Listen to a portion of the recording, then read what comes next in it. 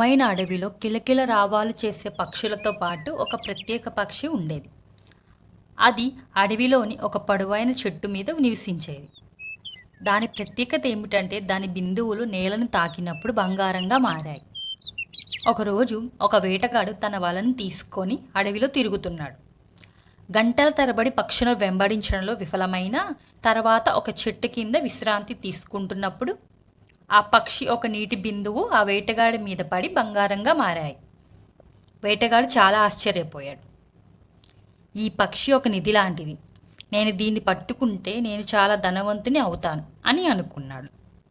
కాబట్టి వేటగాడు పక్షిని పట్టుకోవడానికి చెట్టులో ఒక పుచ్చు వేశాడు. పక్షి ఆ ఉచ్చులో చిక్కుకుంది. వేటగాడు సంతోషించి పక్షిని బోనులో బంధించాడు. పక్షిని నగరానికి తీసుకువెళ్ళి దాని బంగారు బిందువులతో ధనవంతుడు కావాలని ప్లాన్ వేశాడు. కానీ వేటగాడు ఆందోళన చెందాడు.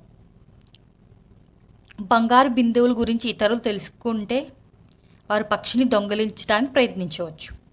కాబట్టి అతను పెద్ద బహుమతిని ఆశించి పక్షిని రాజుకు బహుమతిగా ఇవ్వాలని నిర్ణయించుకున్నాడు.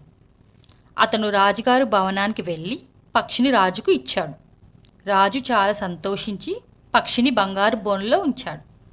కానీ రాజు సలహాదారులు వేటగాడి మాట నమ్మలేదు.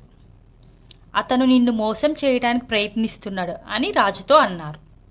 రాజు తన సలహాదారుల మాటలు నమ్మి పక్షిని విడుదల చేయమని అబద్ధం చెప్పినందుకు వేటగాడిని శిక్షించాలని ఆదేశించాడు.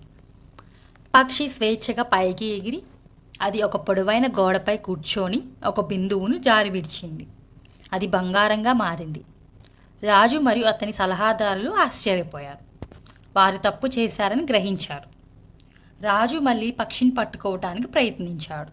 కానీ అప్పటికే పక్షి ఆకాశంలోకి ఎగిరిపోయింది. తర్వాత అది ఎప్పటిలాగే అడవిలో స్వేచ్ఛగా జీవించింది.